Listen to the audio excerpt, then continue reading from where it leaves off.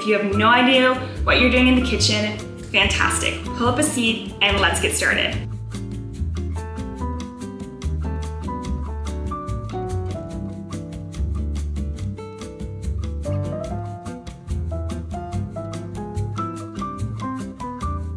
Hey friends, my name is Gabrielle and I am starting a new series called A Seat at My Mom's Table. So many of my friends are always asking me for recipes, saying that they don't know how to cook or don't feel confident in the kitchen. My mom was always so good at hosting and cooking and making me feel included in the kitchen, and I wanted to just share her recipes with my friends and with girls who maybe didn't grow up cooking with their mom, don't know how to cook, or have lost their mom like I have. So I'm gonna be taking you through my mom's recipes. She has hundreds, which I would show you, but we're in the process of moving right now, so they are in a box. But she did text me this chili recipe that is super easy. All you need is a crock pot, and I will walk you through the ingredients. You'll also need a frying pan, cutting board, knife, a colander, and I think that's about it. This recipe is so easy. I know a lot of people say diamonds are a girl's best friend, but I honestly think that a crock pot might be a busy girl's best friend, because you can put this all in the crock pot in the morning, and then by evening time it is ready, and you didn't have to touch a thing during the day. It's ready to go.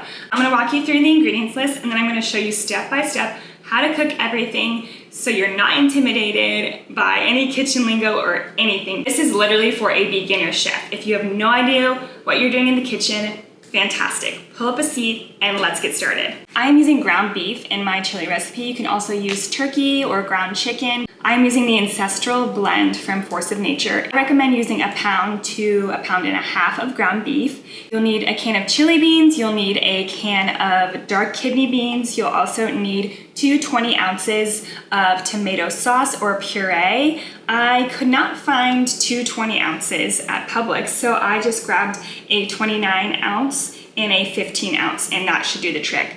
You can also get a fresh chili if you like yours a little bit more spicy, and I have some canned chilies that I'm just gonna throw in to just give it a little bit more flavor. You'll need garlic, an onion. I have a yellow onion. As far as spices go, salt, pepper, and chili powder. And I'm also going to brown my beef in olive oil. So make sure you have your crock pot set out. I have all of my stuff set out when I go to cook because it makes it so much easier. So the first thing that we're gonna do is we're going to brown our ground beef in our olive oil.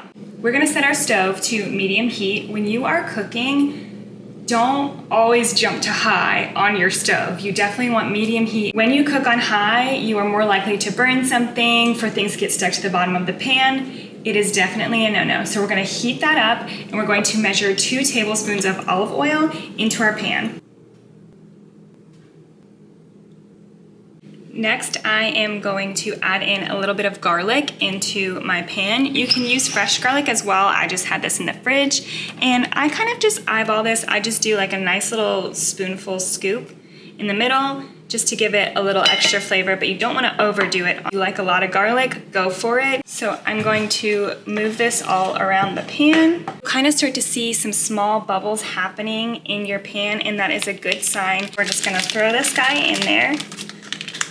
And don't forget to wash your hands after you've touched raw meat. I have my ground beef in the pan, and I'm just going to chop it up a little bit. It's evenly distributed.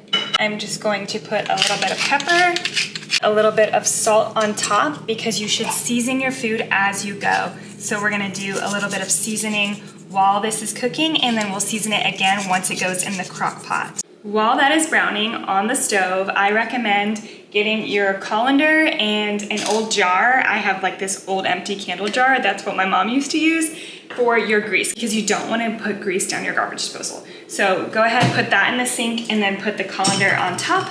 It'll look like this.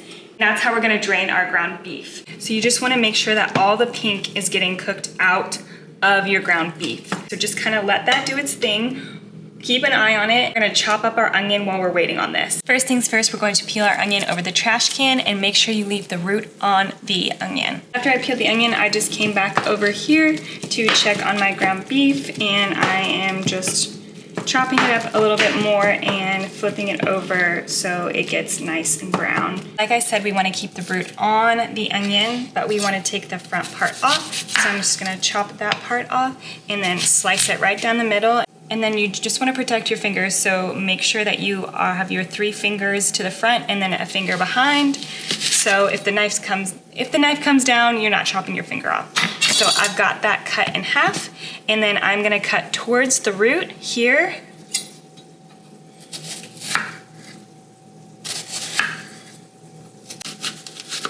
But not all the way to the root.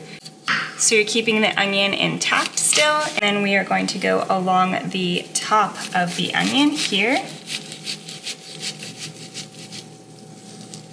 And then down to dice the onion.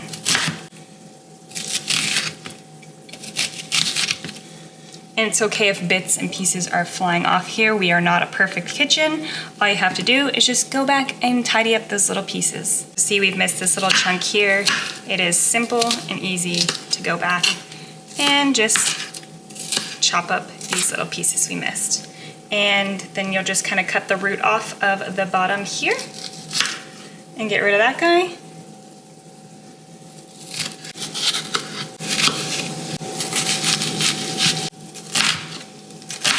And this is what a diced onion should look like. This is looking really nice. So we have just a little bit of pink left in there. So we just want to make sure we're moving that around to get those last little bits and pieces of pink out. That is nice and brown. And we're just going to put the ground beef into the colander here and drain the excess grease out into that empty candle that we have underneath. All right, I have my crock pot here on low, and I am going to start by adding in our sauce. So technically I have a little bit over 40 ounces of sauce, but that's not a big deal because they didn't have the 2 20-ounce cans. So just go ahead and pour in your sauce. And another pro hack is putting your beans upside down, which I forgot to do before opening them, so that when you open them, it's way easier to get all the beans out. We are going to drain our beans before we put them in. Sauce is in, onions are going in, and now we are going to drain our beans.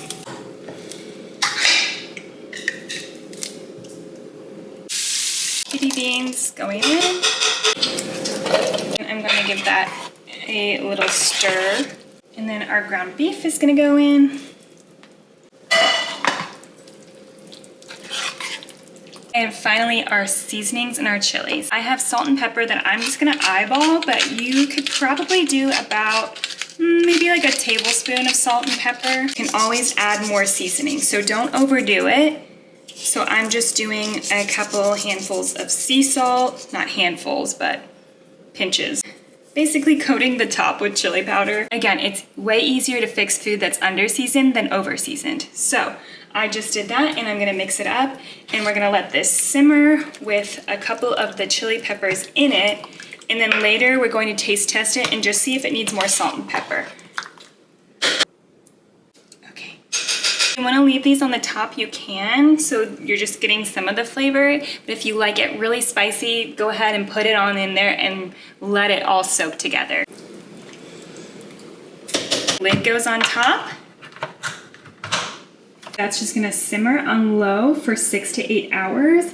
I'm gonna do about 6 because I got a later start in the day. Definitely do this on high for 3 to 4 hours, but I highly recommend starting this in the morning and let it cook all day. It's been about 4 hours, so I'm going to check on my chili and see how it is tasting.